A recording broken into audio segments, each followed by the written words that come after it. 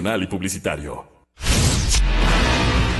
Si no pudo escuchar algún programa de esta semana, mírelo en nuestra aplicación Exa Ecuador. Descárguela gratis, disponible para dispositivos Apple y Android. No se pierda ninguna de nuestras entrevistas. Descargue Exa Ecuador.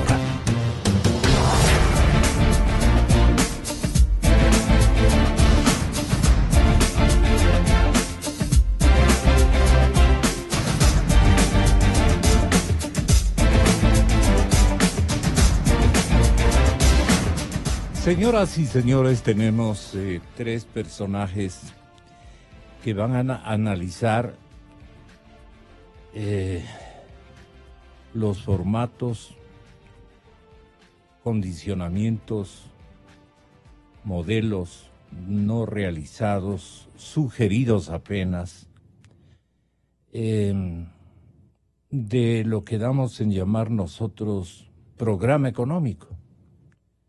Todos los gobiernos tienen, de hecho, al inicio de una gestión o al inicio de una temporalidad que haga binomio con una instancia económica de un país, de una economía, y que vaya en asocio con los planes de diseño de la empresa privada.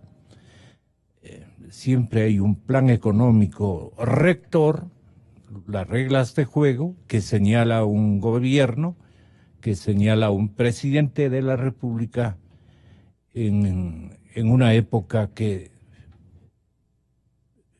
siempre es coincidente con el fin de año. Yo estoy francamente preocupado por lo que viene ocurriendo en el país. Escuché una muy importante plática después de un encuentro con un contenido muy interesante de nombre Un largo limbo económico, escrito por el catedrático, por el académico y distinguido compañero doctor Felipe Urbano de Lara. Escuché un programa en el canal gubernamental muy interesante entre el exministro Mauricio Pozo y su conductor, el señor doctor Abascal. Y escuché una entrevista realizada el día de ayer por el compañero doctor Francisco Rocha al exministro de Economía Marco Flores. Hay enormes coincidencias, escepticismos compartidos y temores de que estemos en este momento todos los ecuatorianos sujetos a un libreto de franco engaño en materia económica. He llegado a la conclusión, señoras y señores, aquí hablamos la verdad a cualquier costo. Es un poco delicado decirlo. He llegado a la conclusión de que nos están engañando. Nos están engañando. No hay programa económico que se parezca en nada a un programa optimizador que otorgue una energía al emprendimiento, a la inversión, al trabajo. Se repite la fórmula y se silencia por etapas. Otros personajes de los regímenes se hacen los que no conocen en detalle cuando el guión está perfectamente establecido y es parecido, exactamente idéntico al que ha venido rigiendo durante 10 años. Con esto ya digo bastante. Lo demás que digan los invitados. Por ejemplo, señoras y señores, el presidente Lenín Moreno se refiere a la mesa servida. Indica quién debe pagar la deuda que posee el Estado. Y lo dice recientemente. El señor economista Marco Flores. Vean ustedes que como que están desconectados todos los actores de esta explicación a la gente. El economista Flores dice que hay más que un paquetazo económico, más que un paquetazo económico. Hay una circunstancia bastante complicada de poder entenderle y como que al presidente lo están engañando. Esa idea me ha dado porque el discurso del señor presidente varía totalmente respecto de la realidad económica por la que estamos atravesando y las prácticas que en este momento están en pleno desarrollo, las prácticas económicas, es decir, ya el desarrollo del proceso económico, del modelo económico. Yo no sé con qué irme primero. El señor presidente se refirió a la mesa servida. Mi compañero editor me dice, pongamos eso primero para otorgarle una especie de premisa a la plática. Esto decía el señor presidente.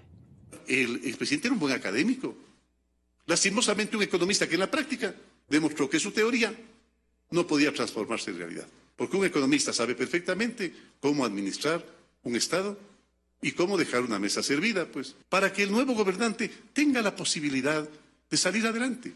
La mesa servida son 10.000 millones de dólares anuales el próximo año y luego anuales para pagar el servicio de la deuda. Es decir, presupuesto de educación, de seguridad, defensa y presupuesto de salud. Los tres principales presupuestos juntos no dan esa cantidad.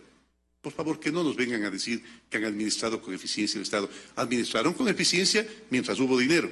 Ahí no es muy difícil. Claro, mientras hay bastante dinero es fácil administrar. Y otra cosa es administrar cuando el dinero escasea. Y el día de ayer conversaba con los empresarios y les decía, por favor, si alguien tiene que pagar esta deuda, que hay que cobrarle a los que se robaron, hay que cobrarle a los que se robaron. Por favor. Estamos siguiendo la ruta del dinero, no es que desde la noche a la mañana. Además, cuando encontremos el dinero, es difícil repatriarlo. ¿Por qué? Porque los paraísos fiscales precisamente viven de ese dinero. Su desarrollo se hace en base a ese dinero. Es un dinero que por su origen no cobra intereses, a veces paga, porque tengan el dinero allí. Entonces no es difícil repatriarlo. ¿A quién le cobramos? ¿A las empresas corruptas y corruptoras? ¿A ellas les cobramos? Si es que tenemos dinero de ellos acá, es posible que sí. Pero si es que no tenemos dinero, ¿a dónde vamos? Al país de ellos. ¿A cobrarles el dinero? Habrá que hacer la gestión. Pero que por favor no me vengan a decir que eso se hace de la noche a la mañana. Eso es un camino largo, largo, largo, largo. Pues la cosa está clara. ¿Quién tiene que pagar? ¿Quién tiene que pagar esa deuda? La gente que más tiene. La gente que más tiene.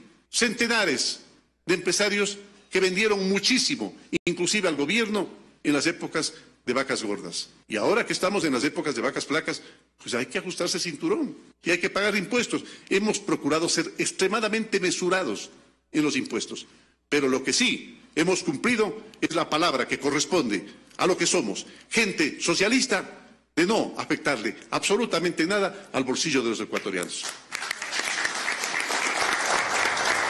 Esto no va en coincidencia con las apreciaciones que tiene sobre esto que deben llamar mi distinguido e ilustre compañero don Felipe Urbano de Lara. No va de acuerdo con el largo limbo económico, o sí va de acuerdo con el largo limbo económico. Este es el largo limbo económico, dirán muchos, claro, porque no sabemos qué realmente está pasando. Y voy a ser literal en lo que opina Felipe Urbano días antes, algunos días antes, escribiendo para el diario El Universo.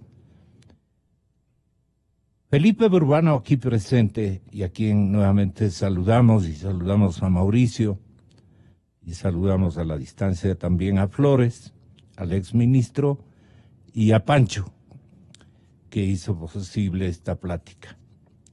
El gobierno de Lenín Moreno, dice Felipe Urbano, no logra definir un programa económico que anuncie claramente de qué modo el Ecuador saldrá de esta suerte de limbo al que fue llevado por la Revolución Ciudadana.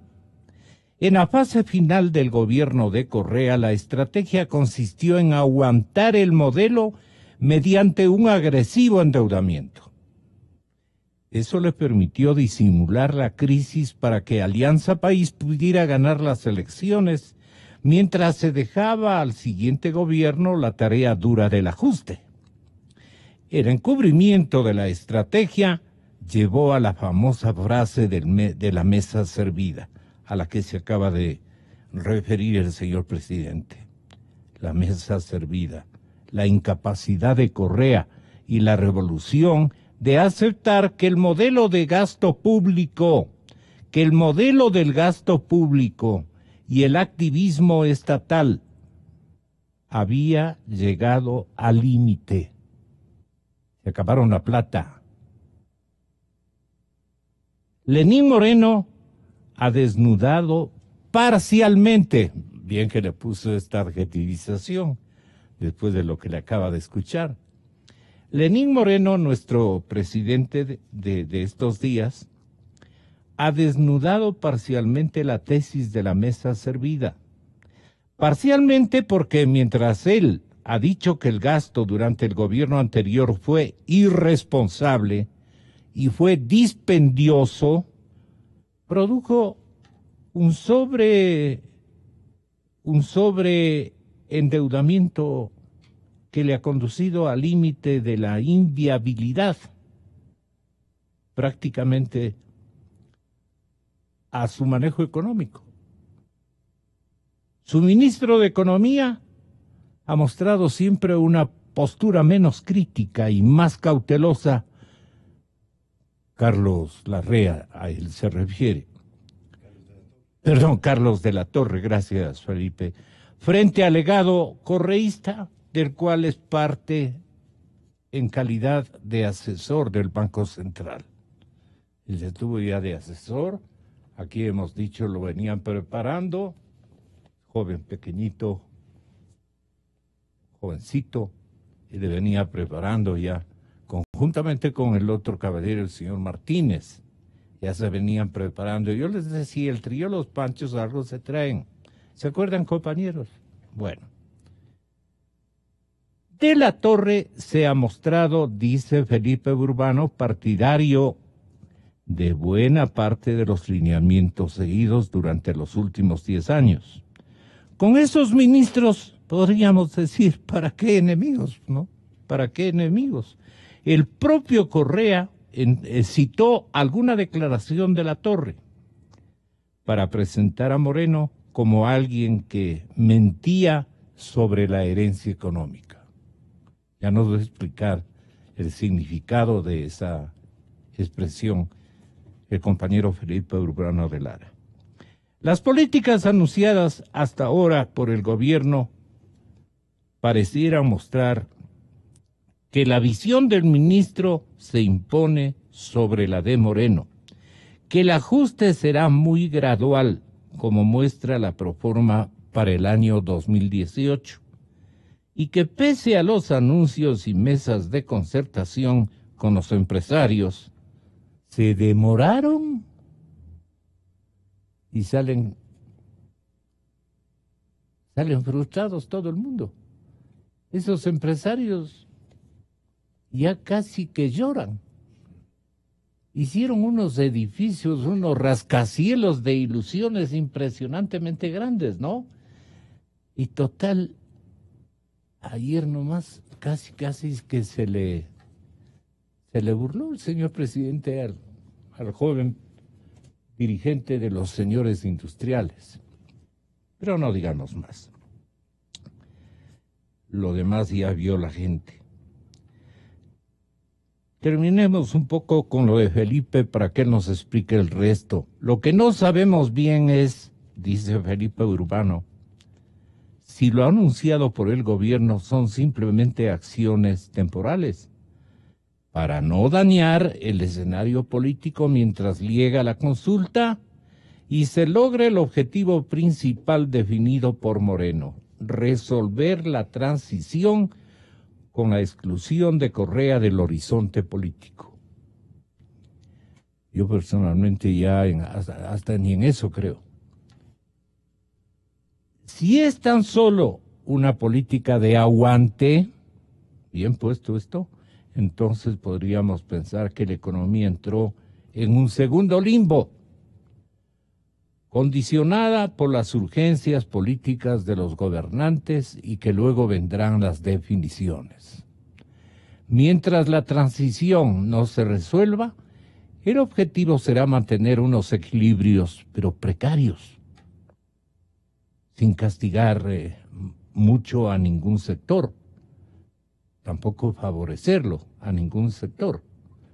Con los 2.500 millones de dólares obtenidos a través de la última emisión de bonos, la tercera del año, este gobierno resolvió sus angustiantes problemas de caja por unos meses. ¿Se acuerda que estamos refiriéndonos permanentemente? 500 más, 1.000 más, otros calladito, otros más adelantito, en fin. Es que se necesita, y cuando se pone bravo, el presidente Moreno dice, ¿acaso yo soy culpable de esto? Sobre la economía, sin embargo, pesa un dilema difícil de resolver para el nuevo gobierno: sostener lo alcanzado por la revolución ciudadana en términos de conquistas sociales y redistribución del ingreso. Varios estudios muestran que esos logros se debieron más a la bonanza fiscal que a cambios estructurales duraderos. Si no se encuentra un mecanismo sustituto del activismo fiscal de la economía, esas conquistas se perderán irremediablemente, como de hecho está ya ocurriendo con un rebrote de la pobreza y del desempleo. Las luchas políticas, la ambigüedad del gobierno y los miedos a dañar las conquistas sociales de la última década mantienen a la economía en un largo limbo, a no estar viva, pero tampoco muerta. Así está la economía ecuatoriana. No se muere, pero tampoco está vivísima, viva y coleando. No. Es un limbo. ¿A dónde vamos? Los pronósticos, por ejemplo, ¿qué número es el del pronóstico más gravitante de Marco Flores? Que quieren igualarnos, pero hacia abajo. Ustedes también lo dijeron con Abascal. Quieren hacer una economía, sí, las 7, ya. Construir una economía de idénticos, pero para abajo. ¿Qué quiere decir? Quieren hacernos pobres a todos. Eso es lo que estaban manifestando especialmente en la entrevista el exministro Marco Flores con Rocha, compañero Rocha. Así es que vamos con eso. El problema no es la desigualdad por ingresos, el problema es la pobreza. Hay que luchar contra la pobreza. Mire, hay aproximadamente 7.500 millones de personas en el mundo. Más de la mitad de la población mundial. O sea, alrededor casi de 4.000 millones de personas viven con menos de $10 diarios. Pero hay como 4.000 millones que viven con menos de $3 diarios. Tomemos este último sector. Y tengo aquí las cifras de la pobreza mundial. Tomemos este último sector. Los que viven con $3 al día, más de 3.000 millones de personas. Son $90 al mes. Si usted en este rato tiene en su bolsillo $100, resulta que usted es un privilegiado al lado de esta gente. Más, claro. Usted tiene $10 más. Pero si usted gana $500 de su sueldo, o si su sueldo es $1.000, que en esta economía no es casi nada, no hay que compararse con la pobreza, sino con el bienestar. Bueno, resulta que ustedes tiene un ingreso fantástico al lado de esta Casi un gente. delincuente. Entonces, según el criterio de estos señores, hay que bajarle a usted para igualarles con ellos. Y eso es lo que han hecho, por ejemplo, en Latinoamérica, en Cuba, donde el coeficiente de Gini es cercano a cero, y también en Honduras. Por supuesto, en Corea del Norte, ¿no? Ahí es donde funciona esto. Y en los países del África subsahariana, donde la igualdad, se ha dado la igualdad, pero en la miseria. En la miseria. Pero en la miseria. Ahí está. O sea, igualdad, pero en la pobreza. No, no lo pongamos tan dramático en la miseria. No estamos en la miseria tampoco. Pero nos quieren igualar hacia abajo, que me parece que es lo más graficante, ¿no? Ahora, esta no es la última palabra. Veamos qué dice el Frente Económico del gobierno del presidente Moreno. Le estamos poniendo solo partes de lo que opina la gente que conoce. Y Flores dice, en realidad, no hay paquetazo económico, pero hay más deuda pública. Dice, tiene dos objetivos el proyecto: más dinero para el gasto corriente y masificar los medios de pago electrónico. Es otro problema que se nos viene. Pero vamos con este. Sí, en verdad no hay programa económico, como sostiene Felipe Urbano y sostiene también Mauricio Pozo. Yo le escuché. Y Abascal decía lo mismo. No hay programa económico. Flores también dice, este proyecto afecta a la dolarización. No hay programa económico. No hay programa económico. ¿Y este limbo para qué entonces, Felipe? ¿Para qué va a servir este limbo? Muy buenos días y muchas gracias. Algunos elementos dichos por el presidente te llamaron profundamente la atención, pero consolidan todos tu pensamiento. Gracias, Gonzalo, por la invitación. Un saludo a Mauricio y también a los radioescuchas. El limbo sirve para el juego político y es la expresión del juego político. Entonces, vivimos un primer limbo en la fase final del gobierno del presidente Correa, porque teníamos adelante las elecciones. Y entonces había que cuidar los resultados, había que cuidar el escenario político, había que facilitar la continuidad del proceso de la revolución, y por eso la economía fue conducida a un limbo, es decir, a un reconocimiento de que hay crisis. Vamos a aguantar la crisis, vamos a aguantar el modelo, pero no vamos a hacer olas, porque eso nos puede afectar los resultados de la perspectiva política. Y yo creo que se montó todo un discurso alrededor de eso, que fue un discurso engañoso, ¿sí? El de la mesa servida, que luego viene Moreno y desbarata parcialmente ese discurso. Entonces, ese fue, a mi juicio, el primer limbo. Entonces, ¿para qué sirvió ese primer limbo? Uno puede decir, para que gane las elecciones el candidato de Alianza País. Ahora estamos en un segundo limbo. Pero perdona, el que ganó en imagen es el presidente Moreno. Ha ganado en imagen. Ahora, ¿no? Claro. Ahora porque este segundo limbo, digamos, este segundo limbo al que yo me refiero en el artículo sirve para una segunda batalla política, que es la consulta. Y esa es una batalla política de Moreno en contra de Correa. Entonces, la impresión que yo tengo, y esa sería mi respuesta a tu pregunta, es: ese primer limbo sirvió para las elecciones, este segundo limbo sirve para la consulta popular. No vamos a hacer en este momento, no vamos a agitar el avispero, no vamos a agitar las aguas. Se está formando una gran coalición alrededor mío, eso lo debe estar pensando Moreno, una gran coalición anticorreísta alrededor mío para vencer en la consulta popular, y yo no voy a arruinar esa coalición con un programa económico, con un ajuste económico que pueda digamos, afectar esa... Pero se esa manda, no condición. obstante, una lista de impuestos. Claro, esta fue una crítica que yo recibí al artículo, ¿no? Porque lo que me decían es, de todos modos, ya hay un programa económico, o hay algunos lineamientos del programa económico con estos impuestos que ha establecido, con las restricciones arancelarias, con un recorte parcial del presupuesto. Entonces, aquí la discusión es si es que esas decisiones que tomó el presidente Moreno y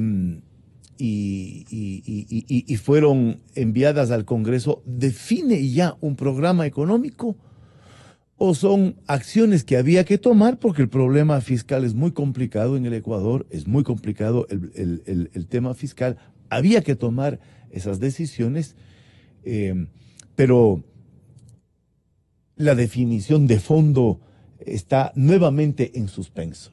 Mi impresión es que está nuevamente en suspenso, ¿no? Aunque aquí hay... Pero lo tienen listo. Yo no sé. Ahí es donde empiezan las interrogantes y habría que realizar... Deben haber grupos, unos más drásticos, otros menos drásticos. Ya Yo nos creo que dirá aquí el Mauricio, problema, tal vez. aquí salta el problema que tú mencionabas, Gonzalo, y que yo también planteaba en el artículo, y es, ¿qué visión sobre la economía predomina al interior del gobierno de Moreno? Moreno ha pulverizado la idea de la mesa servida y la pulveriza sistemáticamente. Todo el tiempo está lanzando cositas, está lanzando dardos, ¿no?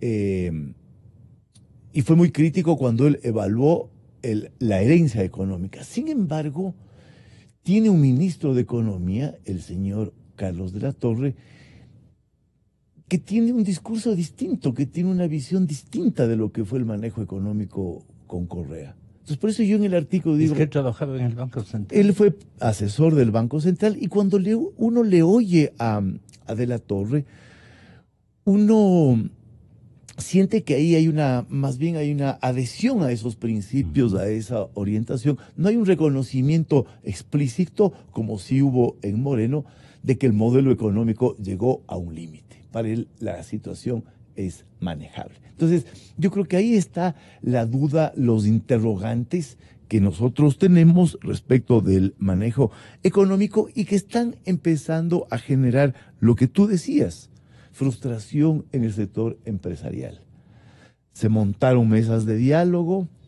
Me parece que de esas mesas de diálogo, si no estoy mal, salieron 130 sugerencias de política económica. Hubo más. Hubo una que llegaba a 600. Bueno, ¿Usted peor. se acuerda, no? Bueno, peor. Sí, y salían sudando de las reuniones.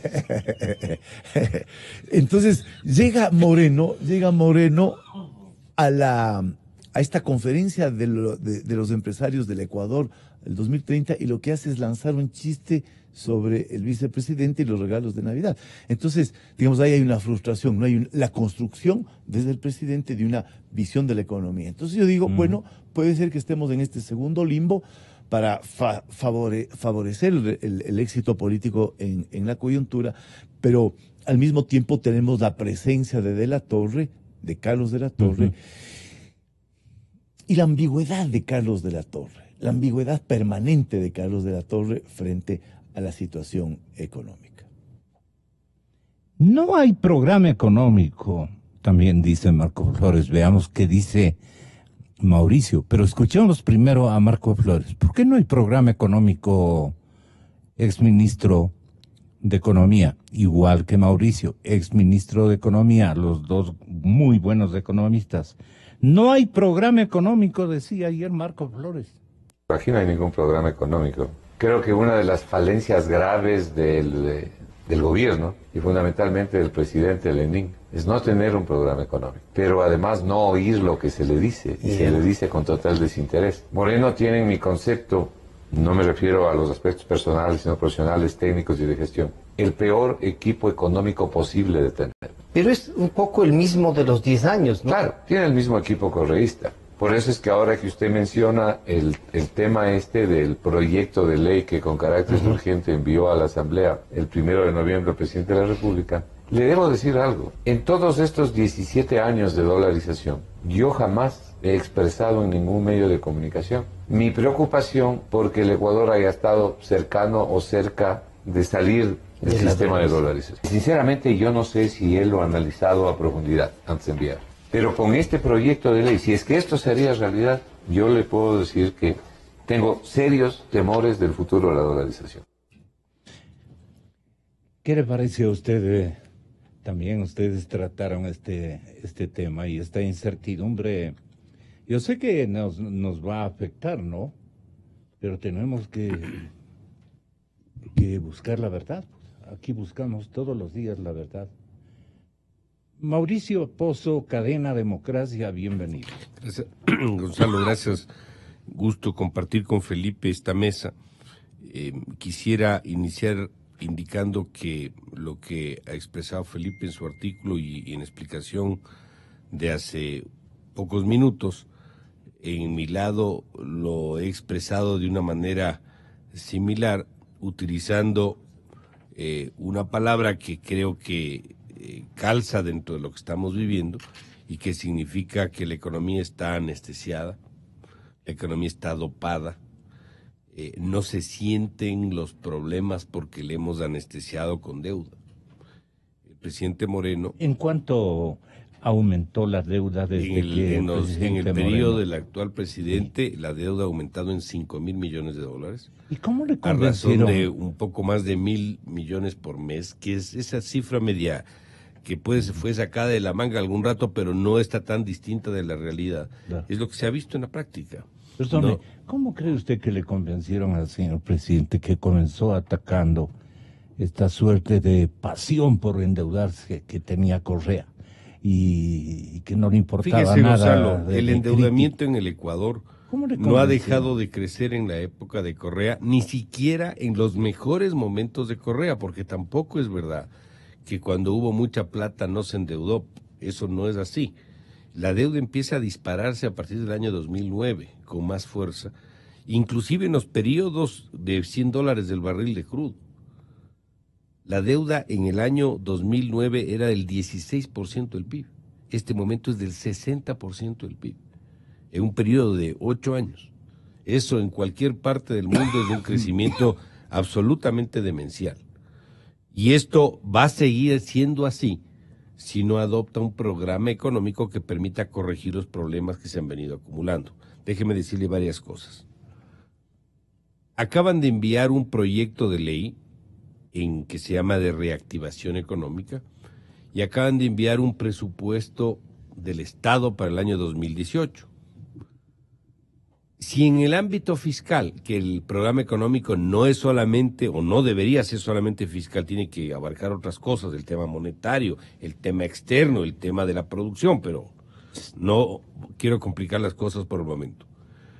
Si en el ámbito fiscal decía, los 3 grandes problemas que tiene el país, a mi criterio, se resumen en un tamaño del Estado absolutamente obeso, que representa alrededor del 40% del PIB, cuando fue del 20% hasta el año 2006. Un problema de presupuesto que es ilíquido, de mala calidad, y donde 1/3 del mismo es nuevo endeudamiento.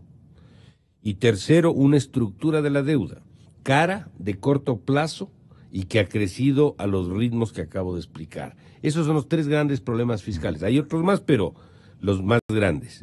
Estos proyectos que se acaban de enviar a la Asamblea, sea la Proforma o sea el proyecto de reactivación productiva, ninguno de los dos resuelve estos problemas. Si estos envíos no resuelven los problemas... ¿Usted es pesimista de que...? No es un problema de pesimismo, es un problema de realidad. Usted analiza el presupuesto. ¿Por qué no resuelve ninguno de los dos formatos? Le voy a explicar por qué.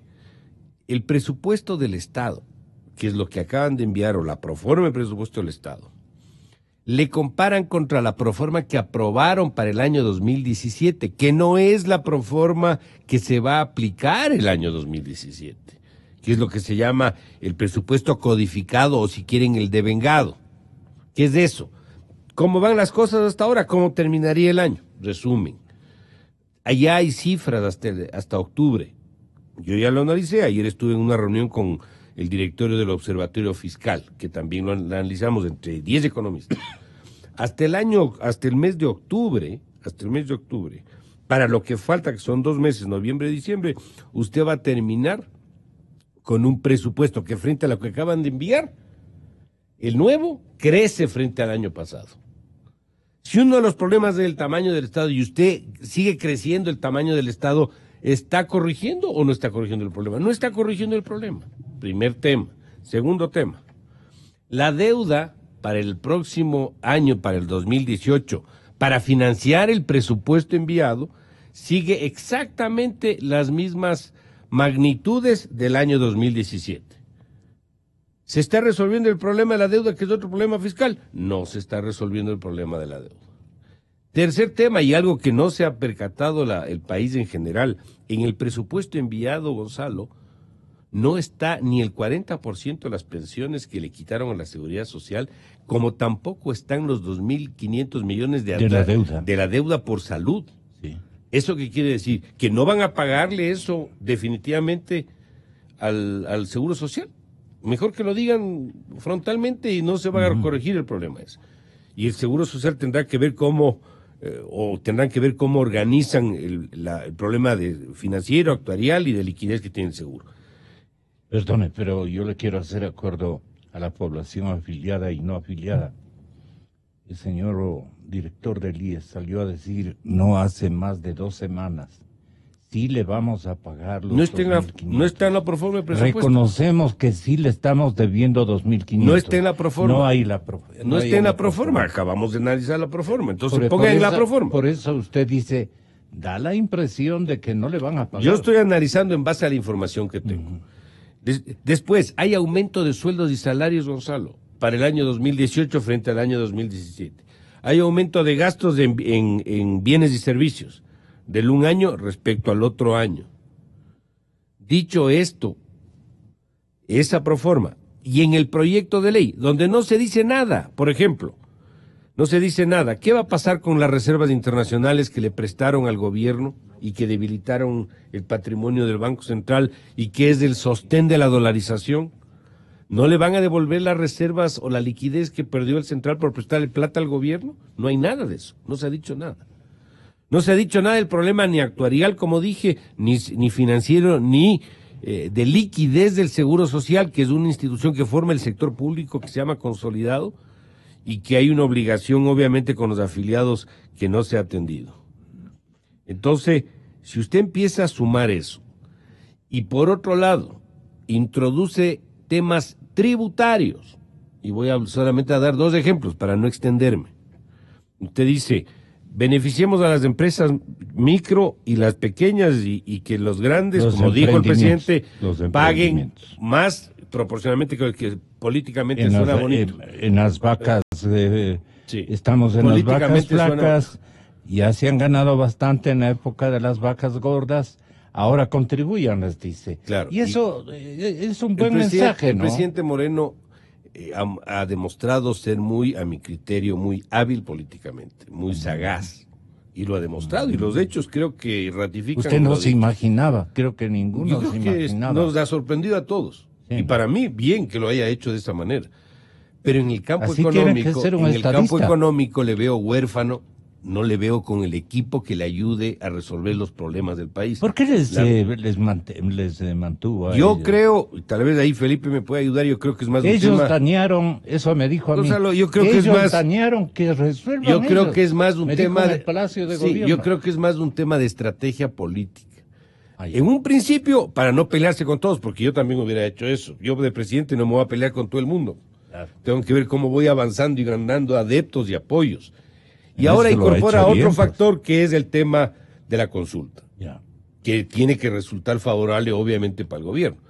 En esas 2 instancias, llamémoslo así, probablemente lo que esté esperando, y creo que todo el mundo opina lo mismo, que una vez ganada la consulta pueda hacer los cambios que correspondan, incluyendo en el tema económico. Pero fíjese, para terminar la idea, que no quiero que se quede en el aire, en el tema tributario. Entonces dice que los más tienen, más paguen, y los otros les beneficio. Eso en el papel es verdad y suena políticamente bien, pero en la práctica no funciona así, Gonzalo. Las empresas chiquitas les venden a las grandes. Y cuando usted discrimina, no le ayuda ni a las pequeñas ni a las grandes. No llega el beneficio en definitiva. Y en un momento de estancamiento económico no es ni la señal adecuada pensar en aumentar impuestos como se está haciendo con el aumento del impuesto a la renta del 22 al 25%. Eso no va en la línea correcta de sindéresis de política que se llama. Las expectativas en esto son absolutamente importantes, cómo la gente percibe el anuncio económico del gobierno. Entonces, un poco quiero llegar al tema de que lo que se acaba de hacer son decisiones económicas, algunas incoherentes, otras incompletas, otras blandas. ¿Ya? Y yo creo que el gradualismo no tiene que ver con la tibieza, el gradualismo es que en el tiempo usted vaya aplicando, pero con la intensidad que corresponde. Claro. Eso no quiere decir debilidad, quiere decir una forma de aplicación. El gobierno de un de programa. Borja quiso hacer eso, Ya, y eso- logró en parte. Claro, y, sí. no, y normalmente la teoría Tal lo dice así, gradualismo. en una situación de estancamiento usted no puede entrar tampoco a restringir el gasto de una sola, porque genera más problemas que beneficios. Entonces tiene que ir gradualmente regulando el tema. Entonces todo esto configura simplemente el hecho que para decir, hasta ahora yo al menos no veo el programa económico, pero sigo siendo más optimista que usted.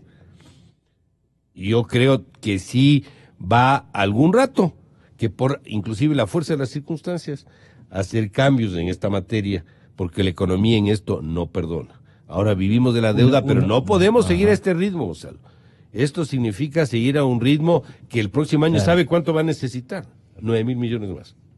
Si no corrige, necesita 9,000 millones más. O sea, eso... O sea, 19, porque él Y los 6 que mencionó. acaba de poner.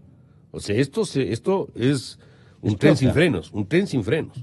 Entonces, o se ordena o esto no va a terminar bien. O sea, el limbo número 2 no tiene previsto mucho tiempo de existencia, porque las cosas se vienen bastante complicadas, porque los dos objetivos de este proyecto económico son más dinero para el gasto corriente, óyeme bien, Felipe, más dinero para el gasto corriente, lo que decía Marco Flores, y el otro, masificar los medios de pago electrónico, masificar los medios Ese de es otro pago problema. electrónico. Esos son los dos grandes objetivos de este Frente Económico de jovencitos. Bueno, no está tan joven el Carlitos, pero se le ve todavía director del rango, decíamos en la escuela, ¿no? Se le ve como director del rango. Ah, ya. Así es que estamos fregados. Estamos fregados. Con estos gorditos estamos fregados. Dos objetivos. Vamos oyendo a Marco Flores. Aquí hay dos objetivos fundamentales en este proyecto. 1.700 Clarísimo, millones de claro. dólares. Plata, Claro. billete más billete para el gasto público. No es verdad que el gasto corriente ha bajado. No es cierto. El gasto corriente ha subido en el Ecuador. Lo que ha bajado es el gasto de capital. Pero el gasto corriente sobre el que tenían que haber trabajado, y yo le voy a dar un criterio sobre eso, está intocado.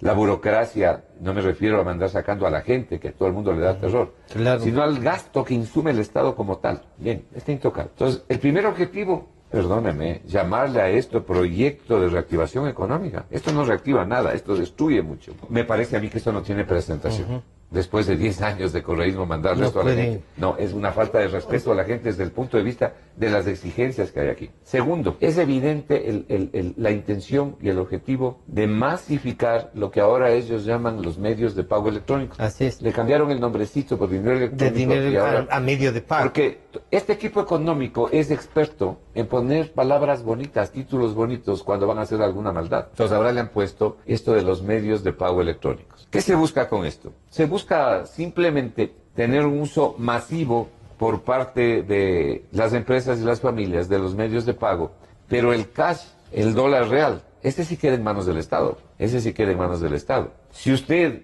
le dice a la gente, como se dice aquí, que le van a poner un impuesto entre el 0,5 y el 2% por su propia plata que usted va a retirar del banco, aunque sea con una base de $4,000, y usted tiene que pagar un impuesto que además le va a decir realmente cuánto tiene que pagar la junta bancaria, que es la que maneja el señor Rivera. Ellos le van a decir cuánto finalmente va a tener que pagar. Bueno, ¿qué hace la gente? $4,000, ¿no?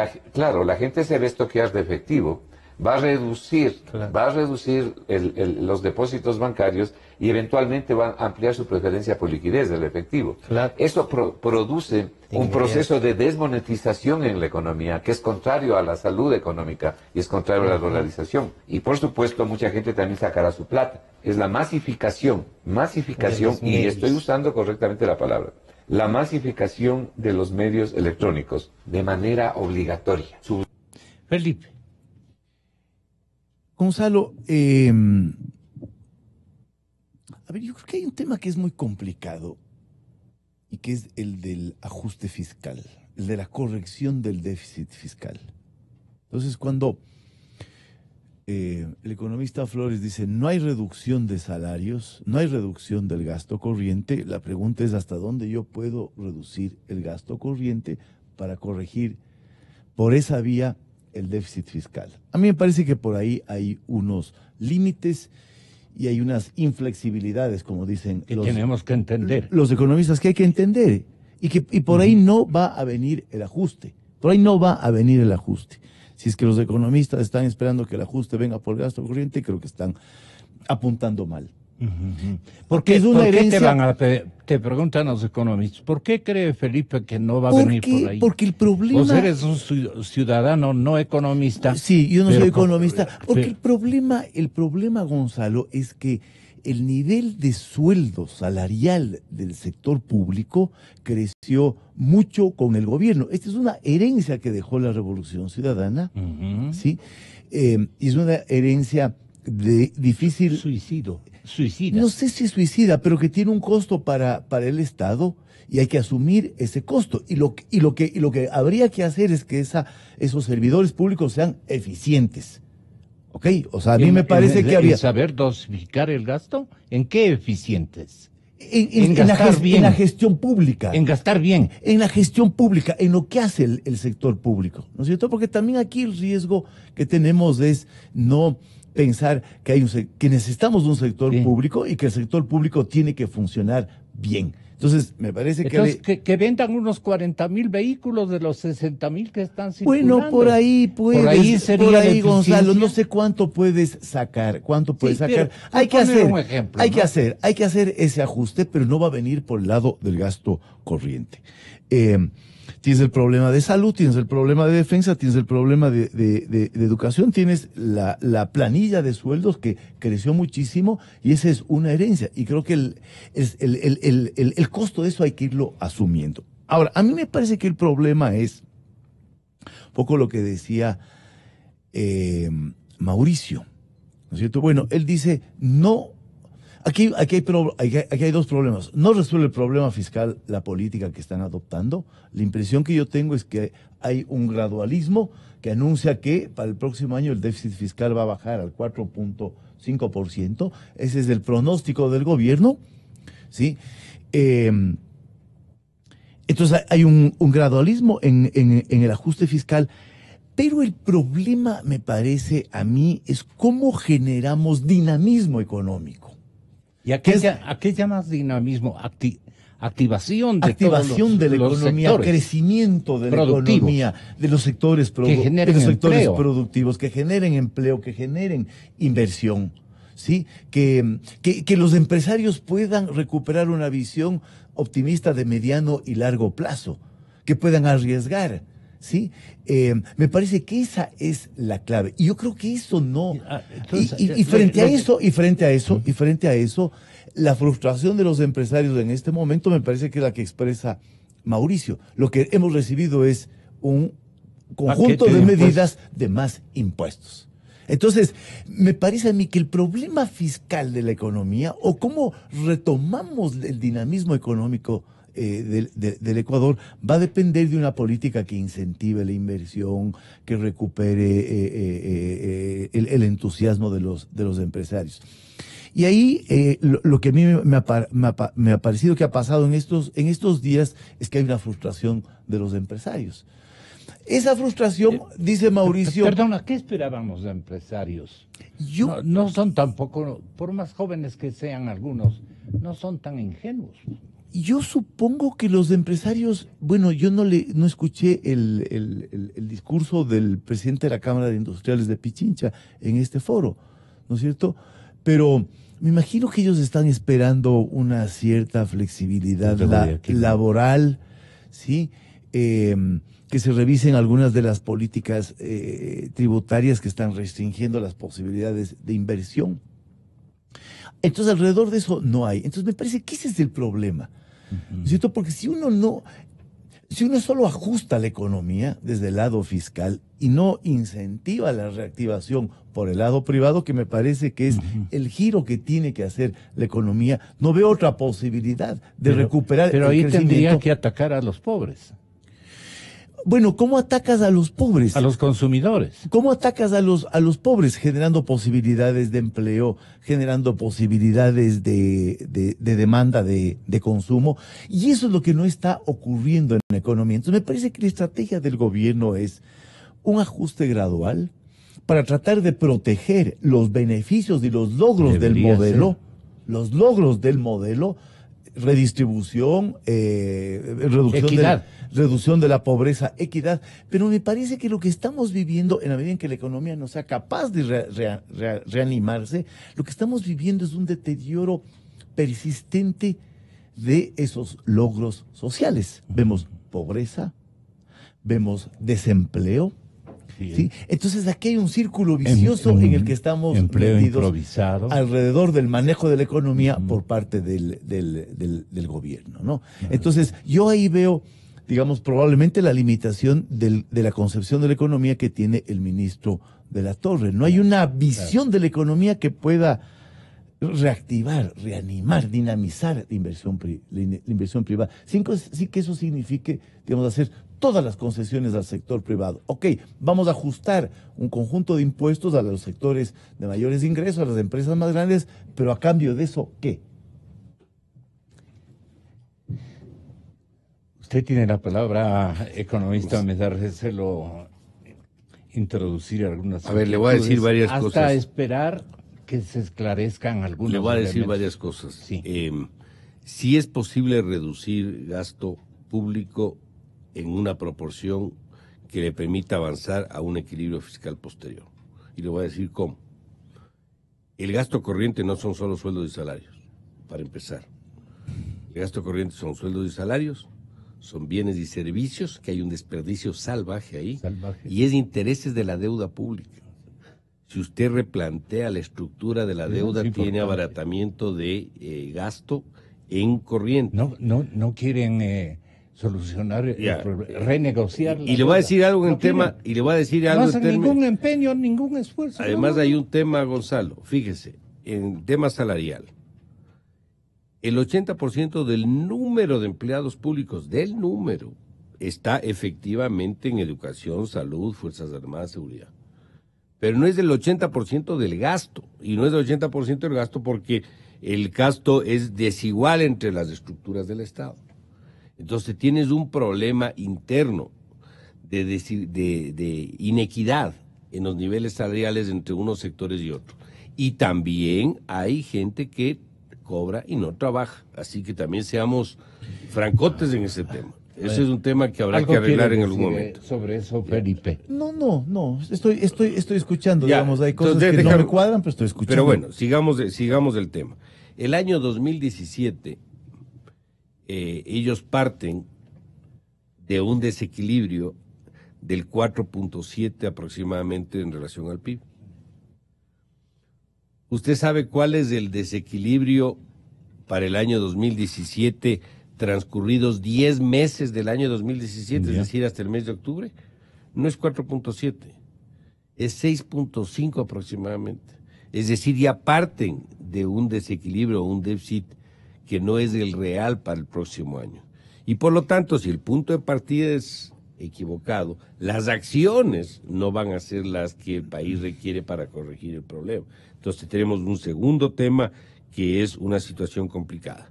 El tercer tema, usted recordará que cuando se introdujo el asunto del dinero electrónico, se decía, el Banco Central tendrá la potestad, pero es, pongámoslo así, optativo. Ahora hacen otra cosa, ahora dicen, no, es del Banco Central, es del sector privado, pero en cambio ahora va a ser obligatorio. Y es obligatorio por varios mecanismos y varias disposiciones que están en la proforma. Si yo me van a cobrar a mí entre el 0,5 y el 2% por sacar mi plata de un banco, sea $4,000 o cualquier monto que le quieran poner, yo pregunto, si yo he pagado mis impuestos y estoy al día con mis obligaciones fiscales, ¿por qué me tienen que cobrar por sacar yo mi propia plata? Y si la gente ve eso como un tema de falta de liquidez y empieza a nutrirse de plata, A los colchones. es un problema, O hay a un la riesgo ahí. vasija de Yo no barro. sé si lo han visto. Yo no sé, por eso es que yo insisto, el presidente Moreno no tiene la gente que necesita que le haga ver estos riesgos de las decisiones que se acaban de promover. Es la que necesita el señor presidente. Yo creo que gente más que pragmática, más ciudadana. no, yo creo más que gente, entendida. yo creo un equipo que permita cambiar lo que se ha venido acumulando durante 10 años, que es las taras de un Estado que quiere ser empresario y que no lo debe ser, donde va a vivir de la deuda cuando no puede ordenar las finanzas públicas, cuando no quiere reconocer las obligaciones de la manera como tiene que reconocer, cuando no quiere pedir financiamiento barato por el problema de buscar un acuerdo, por ejemplo, con la banca multilateral que le va a permitir esos avances en materia de abaratamiento de costos internos. Una gente que cambie lo que se ha venido haciendo en los 10 años y que tenga un poquito de experiencia y un poquito de olfato privado también, pues Gonzalo, porque una cosa es el pizarrón, otra cosa es tomar decisiones que puedan ser adaptables a la coyuntura económica que vive el país en un momento determinado. Economista Flores, usted va a intervenir en línea directa.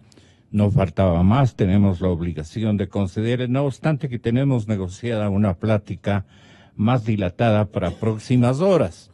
Sin embargo, usted tiene todo el derecho de participar porque fue el interviniente y seguramente las cosas no salieron tan completas como su pensamiento.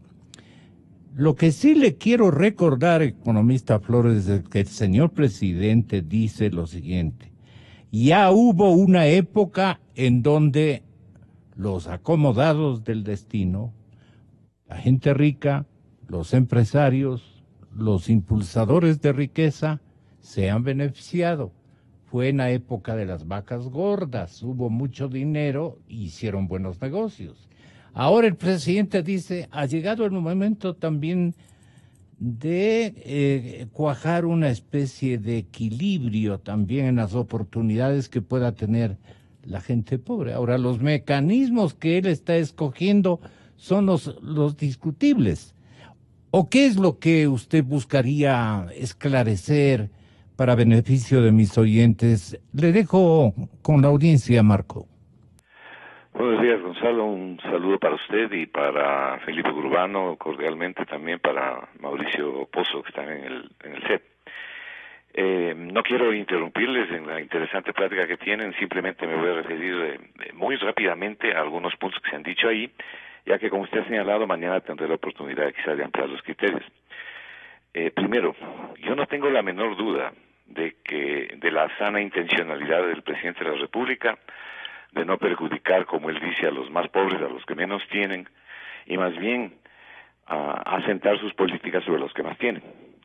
Y yo creo que él es sincero en lo que dice. El problema es que está totalmente equivocado en mi concepto, en la forma en que él cree que les puede ayudar. Con este problema no les va a ayudar a los más pobres, les va a hacer más pobres de lo que ya son, porque estas no son las formas de llegar a ello. Pero no dudo de su intencionalidad. Lo que estamos diciendo algunos economistas independientes es que hay que buscar los caminos correctos y analizar los caminos correctos a la luz de la experiencia vivida en todo el mundo, que es los países que han tenido éxito, punto número 1. Punto número 2, respecto a lo que dijo Felipe hace un momento, yo jamás he sugerido ni ayer ni antes, ni en ningún momento, ni que se bajen los sueldos, ni que se despida a los empresarios. El día de ayer Yo hice una propuesta concreta para bajar el gasto, que usted la tiene recogida en el video que subió Democracia TV. Se la puede analizar y escuchar. No me quiero referir a ella porque me tomaría un poco de tiempo.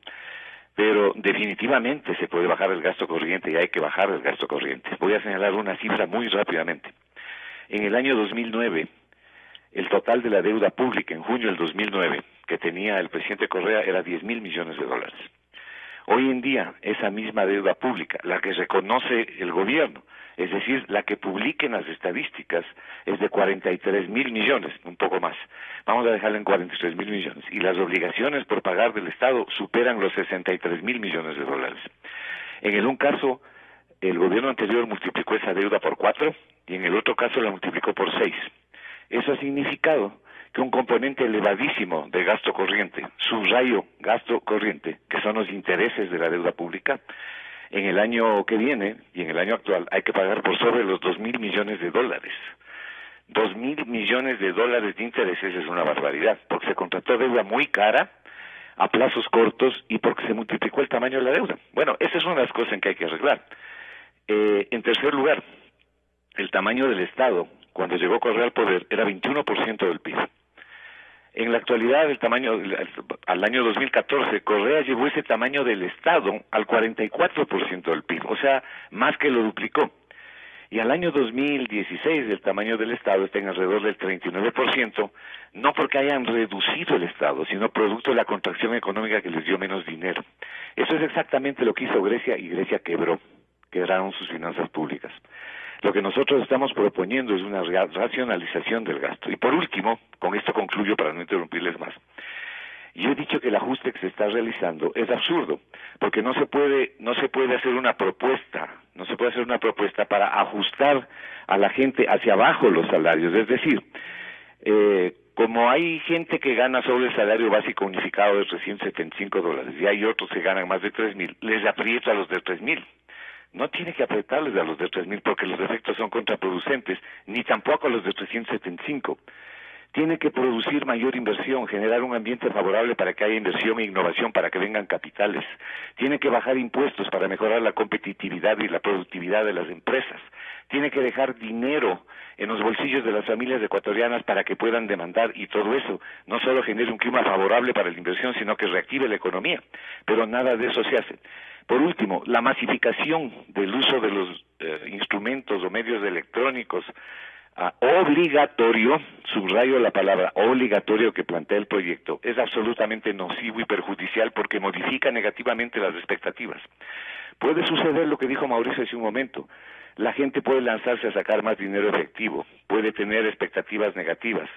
Y una economía que no crece, que tiene una reserva internacional con $1.000 millones en efectivo, $1.000 millones en efectivo en cash es lo que tiene la reserva internacional, no tiene cómo responder a los desequilibrios que se pueden producir afectando la liquidez de la economía. Si se afecta la liquidez de la economía, la dolarización tambalea. En resumen, el proyecto que presenta el presidente Moreno, con toda la buena intención que yo creo que él tiene, no cumple los prerequisitos básicos ni para apoyar a los más pobres, ni para ayudar a los menos pobres, ni para ayudar a los ricos, sino lo que único que va a hacer es generar mayores incertidumbres en la economía. Para rematar, el día de ayer, la aduana ecuatoriana manda establece una resolución poniéndole un nuevo impuesto bajo el membrete, bajo el disfraz de una tarifa que se va a poner por un servicio que van a prestar. Lo que intentan es recaudar simplemente más dinero para financiar el gasto público, y a eso nos estamos oponiendo. Estamos diciendo que es totalmente contraproducente. Y ojo, no son $300 millones lo que se puede recaudar sobre el universo de las importaciones, llega casi a $1.000 millones. No les quiero interrumpir más, mañana conversaremos. Buscando la verdad. Mire este programa en nuestra aplicación, Exa Ecuador, disponible en App Store y Google Play. Descárguela gratis. Exa FM.